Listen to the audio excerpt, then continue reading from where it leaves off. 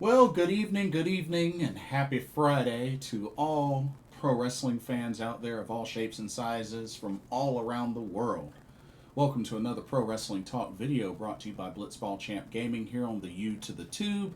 I'm your host, Blitzball Champ Jason Ingram. So, wanted to get on here right quick and give my review of the New Japan Pro Wrestling 53rd anniversary show, which took place yesterday, Thursday, March 6th. Took place at the Ota City General Gymnasium in Tokyo, Japan, which I've been to that venue before. I was there for Marigold First Dream 2025, which was a great show. But yeah, so the 53rd anniversary of New Japan Pro Wrestling. Wow. Wow. But yeah, had quite a show with a decent number of matches. A couple of titles on the line as well. So let's go ahead and let's jump right into the action, shall we? Let's do it. Okay. First match started off with the El Phantasmo NJPW World Television Championship Open Challenge. That's right. El Phantasmo is the champion. Put his title on the line. For a moment, it looked like he was kind of calling out Gedo. But who answered the challenge? It ended up being Master Wato. That's right, Master Wato came out, accepted the challenge, and they had the match. Pretty good opening match. Went about 14 minutes long. Of course, you know, all NJPW World Television Championship matches are a 15-minute time limit. So this went 14 minutes. But it was good. Master Wato gave El Phantasmo a pretty good challenge. Even came close to pinning him with the Recientemente. But, yeah, this match went back and forth. It was really cool to see ELP do the springboard swanton and then springboard moonsault combination. Always like it when he does that. But a successful third defense in the books for ELP as he eventually hit the Thunder Kiss 86 on Master Wato and pinned him for the 1-2-3. So, great match there. Like I said, definitely was back and forth. And, yeah. So, 3 successful title defenses in the books for ELP. So, good opening match. Alrighty. Let's go to the next match. Here we go. Next up, we had a tag team match. We had TMDK's Hartley Jackson and Ryohei Oiwa taking on Bullet Club's Chase Owens and Bad Luck Fale. I gotta be honest with you, the match was a little disappointing. It wasn't really that long. It was only about almost 7 minutes long. Wish it would have been a little bit longer. Especially, I really wanted to see a little more out of Hartley Jackson. But you gotta admit, the combination of Chase Owens and Bad Luck Fale tends to be a pretty decent one, considering the chemistry that they've had over the years. And it did end up paying off for them. Have to get used to Bad Luck Fale with like a tannish colored beard. But Bad Luck Fale hit a running elbow drop on Hartley Jackson and then pinned him for the 1-2-3. So kind of a finish. But hit the running elbow drop, got the 3 count. Bullet Club, your winners. But, yeah, match was meh. Mainly because it was short. It was a pretty short match. Okay. Next up, let's go to our next match. Here we go. Okay. So we had ourselves some trios action. As we had just 4 guys versus the War Dogs. So just 4 guys, you had TAKA Michinoku, Yuya Uemura, and Taichi taking on Bullet Club War Dogs of Gedo, Taiji Ishimori, and SANADA.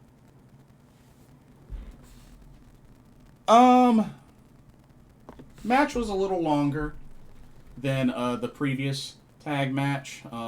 Just about hit the 8-minute mark. It was all right. It was all right for what it was, but a clever, crafty finish. One I did not expect to see, but hey, you know, it's always good to see an occasional homage, pay tribute to the late great Eddie Guerrero, as SANADA, who had a guitar, pulled a Eddie Guerrero, slapped the back of the guitar, tossed it to Yuya Uemura, and then fell down, feigning like he got hit by it, and was able to trick the referee. Referee called for the bell, and therefore War Dogs are awarded with the victory after the ref caught Yuya Uemura with a guitar in his hands. So SANADA pulled a Eddie Guerrero. You know, he lies, he cheats, he steals. And it ended up paying off for the War Dogs. So, yeah, pretty crafty finish. You know, hey, not what I expected, but hey, it worked. So, hey, it is what it is.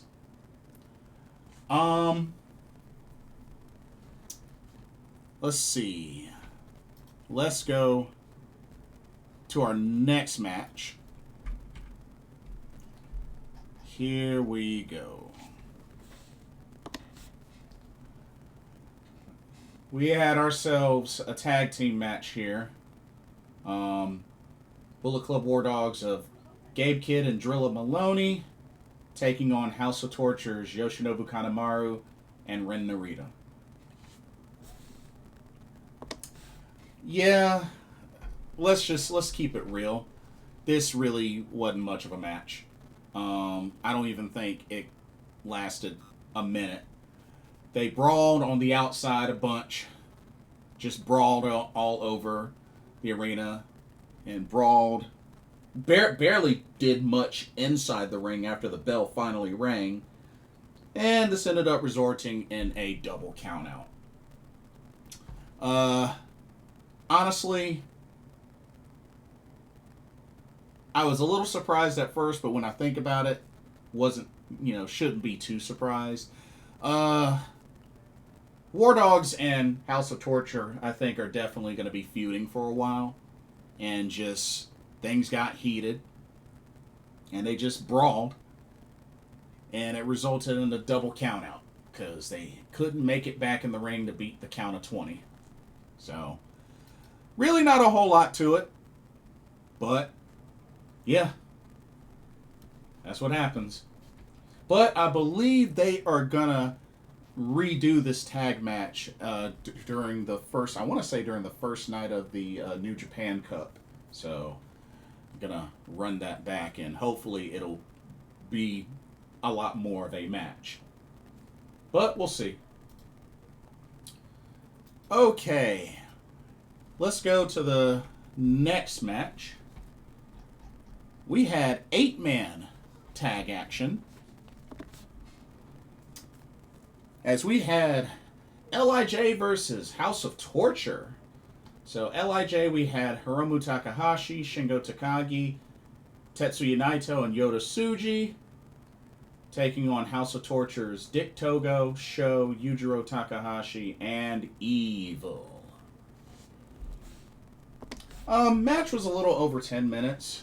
Definitely not as long as I thought it could have been, especially as it got closer to the semi and semi-main and main event matches.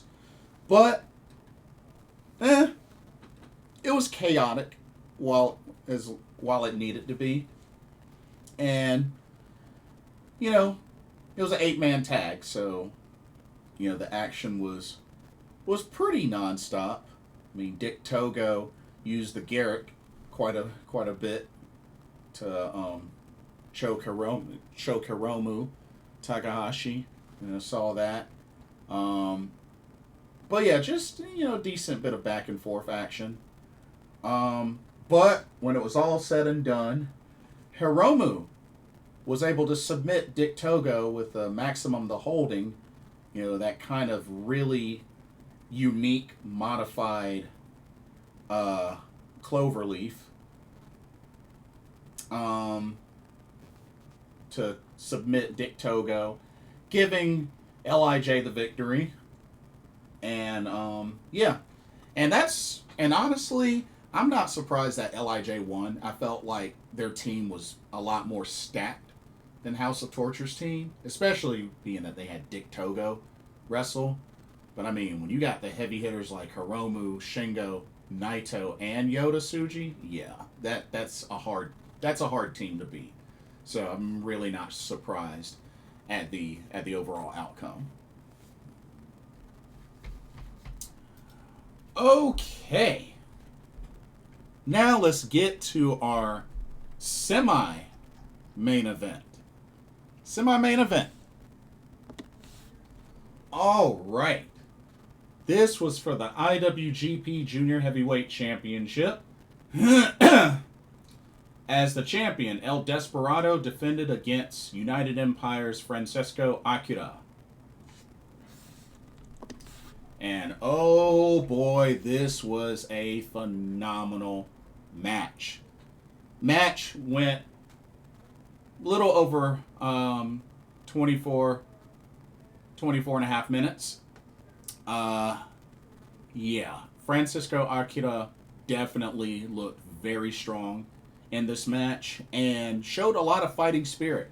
I mean, he was trapped in that numero dos submission at least a good 3-4 times throughout this match.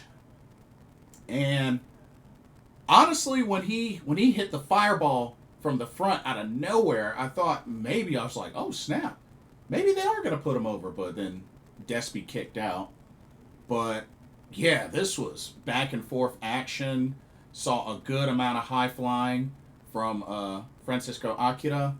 And even though he came up a little short, I do have a feeling that he's going to be the first ever Italian IWGP Junior Heavyweight Champion. I think he has that title in his future. I really do. I really do. But it took a couple of tries with the numero dos from El Desperado, but he eventually was able to submit Francesco Akira as he eventually tapped out on like the third or fourth attempt to retain the IWGP Junior Heavyweight Championship. But I definitely think Akira will get another shot at some point. And I think he'll become champion. Whether Despy still has the title at the time or not, I do think Francesco Akira will capture that title at some point. I really do. Excellent match. Excellent match. And then the main event of the 53rd anniversary show of New Japan Pro Wrestling came down to the IWGP World Heavyweight Championship as the champion, Hiroki Goto, making his very first defense against Mr. Ace President himself, Hiroshi Tanahashi. So, Hiroki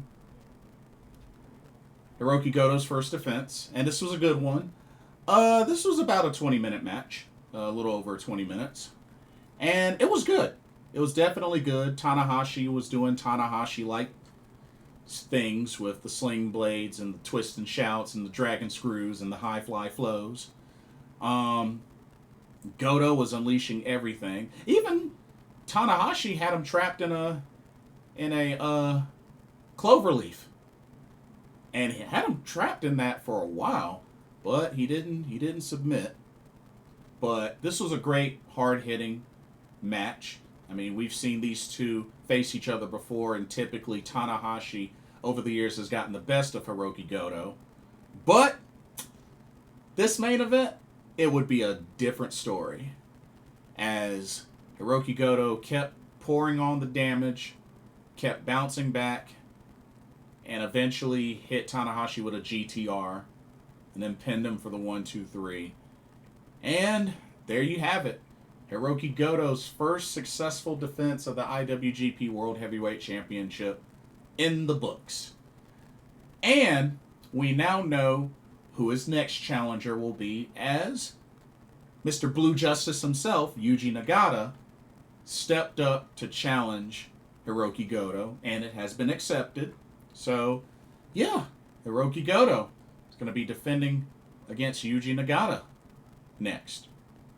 And then don't forget, the winner of the New Japan Cup, because that's getting ready to start. It was supposed to start today, but unfortunately, due to the ring posts breaking, they had to cancel the show. They ended up having the wrestlers come out and just pretty much entertain the fans without having any matches. But apparently, they moved the show to Saturday. So apparently Saturday is when they're going to start running the New Japan Cup matches. Which I think what they're going to end up doing is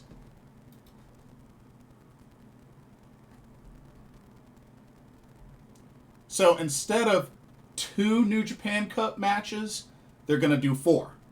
They're going to do 4. So they had to rearrange the card a little bit, but they're going to do the first 4 first round New Japan Cup matches. So they're going to do Yuya Uemura versus SANADA, Yota Tsuji versus Evil, Ryohei Oiwa versus Chase Owens, and Gabe Kidd versus Ren Narita. So those are the first 4 first round matches for the New Japan Cup that they're going to do. So yeah, that's the plan. Well, yeah, should be good. Should be really good.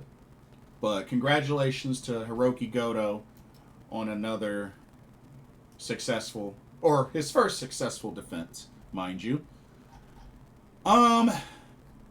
Looking at the schedule, of course, New Japan Cup's getting ready to start. Like I said, the winner of the New Japan Cup will earn a shot at the IWGP World Heavyweight Championship at Sakura Genesis. We know Yota Tsuji won the tournament last year. But yeah, finals of this tournament will be on March 20th. Sakura Genesis is on April 5th. And of course, you got Windy City Riot on April 11th, which we do know that the IWGP World Heavyweight Championship will be defended at that show. And then they're going to start the Road to Wrestling Dontaku tour in late April. They got a show called Wrestling Red Zone in Hiroshima, April 26th. I don't know if that's going to be like a big show or like, I don't know. They got Wrestling Heizen no Kuni on April 29th. Wrestling Dontaku 2025, that's a 2-night event. That's May 3rd and 4th at the Fukuoka Convention Center. And then talking about the month of May, you got Resurgence. So they'll be back in the U.S. for Resurgence on May 9th. And then right after that show, the day after May 10th, is when the Best of the Super Juniors number 32 begins. So that'll begin May 10th in Chiba. And the finals will be, looks like June 1st. June 1st in Tokyo at Ota City General Gymnasium. So, okay. I am looking forward to seeing when they'll reveal the competitors for this year's Best of Super Juniors tournament. It's definitely one of my favorite tournaments from New Japan Pro Wrestling. I know a lot of people usually go with the G1 Climax, which I enjoy the G1 Climax, but the Best of the Super Juniors has always been my favorite tournament since I started watching New Japan Pro Wrestling. So that's what I tend to clamor to, or cling to the most. But of course, last year El Desperado won Best of Super Juniors 31. Of course, he beat Taiji Ishimori in the finals, even though Doki came very, very, very close, which I still do hope that when Doki returns, he'll get a chance to win the IWGP Junior Heavyweight Championship back, because, the match happened at Wrestle Kingdom 19, but had to be stopped early due to Doki's injury. So, looking forward to when Doki returns. And, last year TJP was a semifinalist as well, so you never know. You never know. I do hope they bring back Ninja Mac for this year's Best of Super Juniors. I was so happy when Ninja Mac was recruited for the Best of Super Juniors. I hope they bring him back. I really do. I would love to see Ninja Mac in this year's Best of Super Juniors tournament. Anyway, that's pretty much all that I have for this video. But yeah, and something I had to show, which I thought was really interesting. Yeah, let me show this. Very, very interesting. So, GCW Bloodsport, Josh Barnett's Bloodsport 13, as part of the GCW The Collective, announced another one of their talents, one of the talents that's going to be competing at the Bloodsport show. Check this out. That's right. Empress Nexus Venus Micah will make her GCW debut through Josh Barnett's Bloodsport 13. Which, have to remind folks that Micah has a very strong, solid judo background, which I believe she has a black belt. I don't know what degree, but she does have a black belt in judo. So, I'm surprised that, hey, she's doing this. But then again, it makes sense because she has that judo background. So I could see how she would go well with the theme of this show. I just find it really interesting that GCW is the first to confirm Stardom talent making the trip to Vegas before Stardom even confirms anything. And Stardom is having 2 shows. So I just found that kind of funny. But just had to share that, get folks hyped. But yeah, with that being said, it's pretty much safe to say that Micah will be doing both Stardom shows, as she's going to be making the trip to Vegas. So, I think that's safe to say. But I do hope that in due time, probably maybe the middle of this month, or maybe right after the Cinderella tournament, is when they'll confirm talent that'll make the Vegas trip. But just got to be patient, but we'll know soon enough. Anyway, that'll do it for this video. Let me know what y'all's thoughts are about NJPW 53rd anniversary show. What'd you think of the show? And don't forget to like, comment, and subscribe, and hit that notification bell while you're at it. Thank you so much for watching. Hope you enjoyed the video. For another Pro Wrestling Talk, brought to you by Blitzball Champ Gaming here on the U to the Tube. My name is Blitzball Champ Jason Ingram. Hope everybody has a blessed weekend, and I will see y'all in the next video and our live stream. Peace. Later.